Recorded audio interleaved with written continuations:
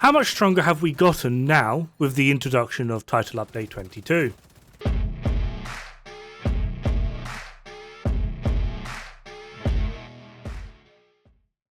Now, for a lot of people, when they were looking at the patch notes, there was a lot of red and things, and obviously the word nerf gets thrown around and people get upset. Although this game does have PvP, the very large majority of it is PvE, and the vast majority of the player base, I think it's like near 80%, is PvE. So in a game that is predominantly PvE, a lot of people's argument is it makes no sense to be nerfing anything.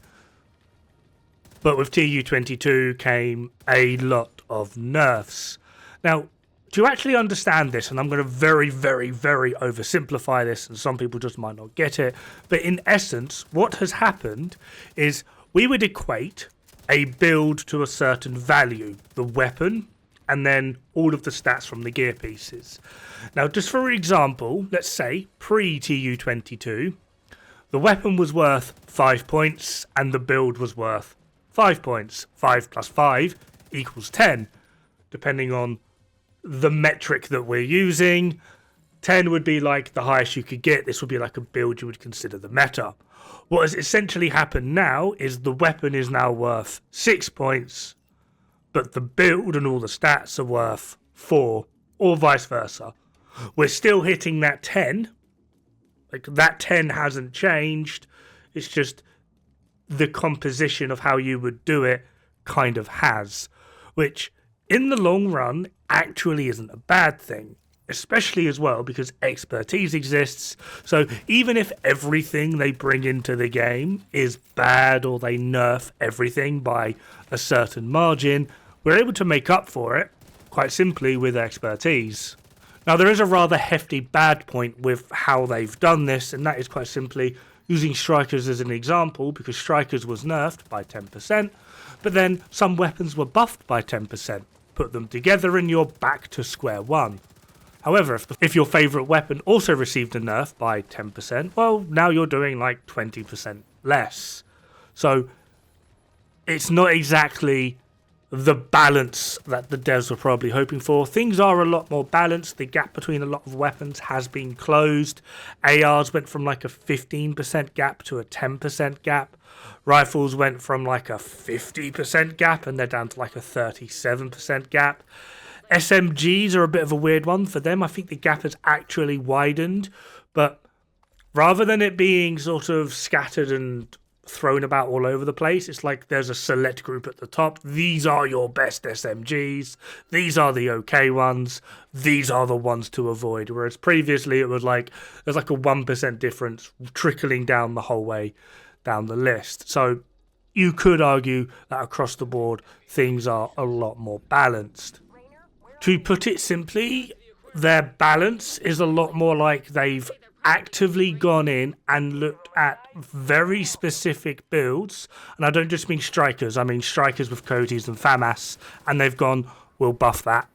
And then they've looked at strikers with coyotes and ACR, and they've gone, we'll nerf that. Like, literally cherry picking individual builds to decide whether they will buff or nerf, which is kind of a bad thing because now there are going to be players that have their favourite setup with their favourite weapon and they've just copped one, which isn't necessarily good. But then the people that were always strikers, FAMAS, well, they've just received a 2% buff across the board. You're welcome. Thanks. So, what I have done, just to show like a benchmark, I've taken the standard strikers FAMAS build. I know. And I've taken it from pre-TU22 and post-TU22. Post-TU22 FAMAS strikers is doing an average of like 2.4% more DPS in burst and about 1.2% more DPS in sustained. It is a buff.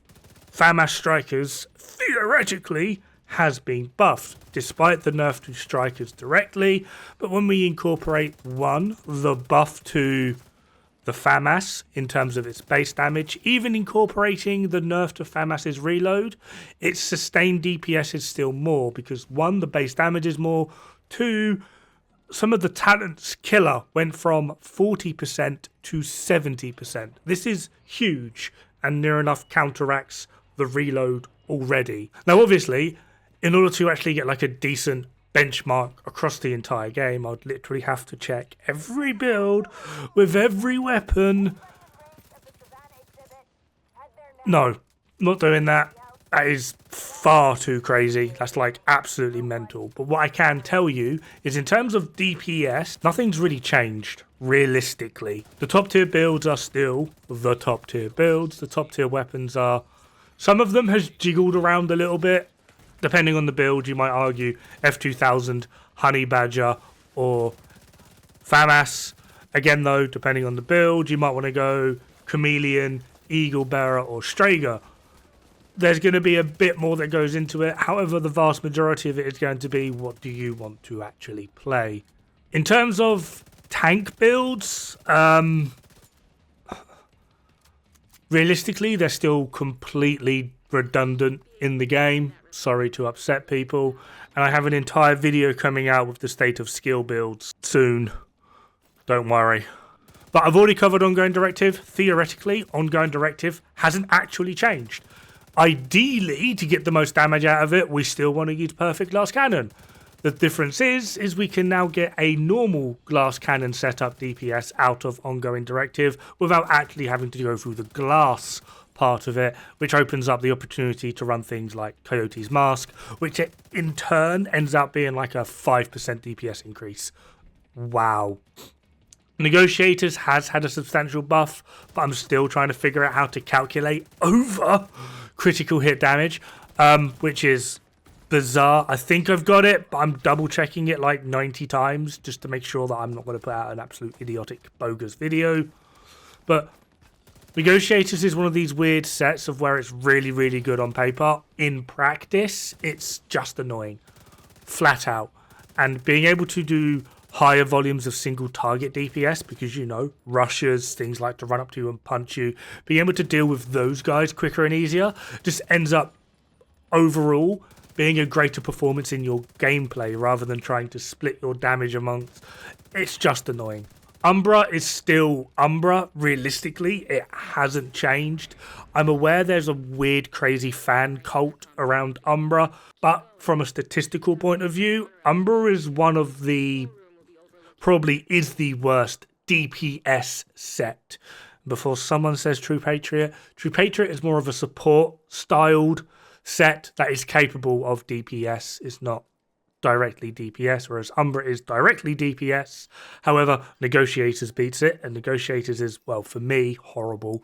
Heartbreaker beats it, Strikers definitely beats it. Like, Umbra doesn't really have a place within the current play of the game.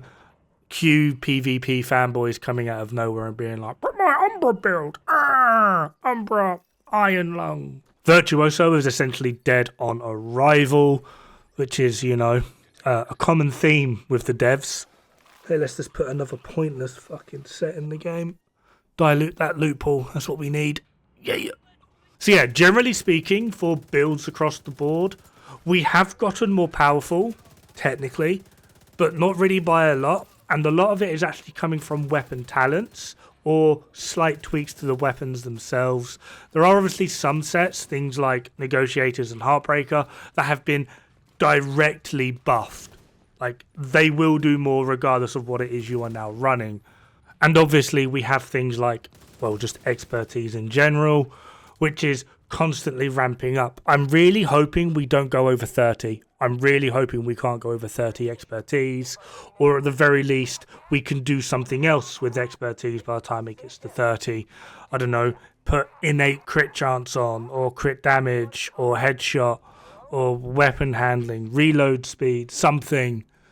I'm really hoping, because if we just keep smashing out expertise, regardless of what they add, there will be power creep. And it's going to be slow, it's going to be dull, it's going to be boring, but it will be power creep. And obviously, China Vision is making huge waves at the moment. I'm sure everyone's seen a video of Division 2 in China, and a lot of people are like, oh, it looks amazing, it looks fun, bloody, bloody, blah, look at the damage. But then you've got the other select people that are sort of like, yeah, look at the damage. That is like huge power creep.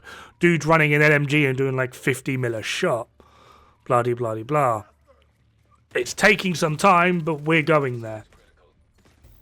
So I'm hoping they do something with expertise other than weapon damage some point soon. Anyway, that's going to do it for this video. Have fun. Good luck. Don't die. Smell for the health.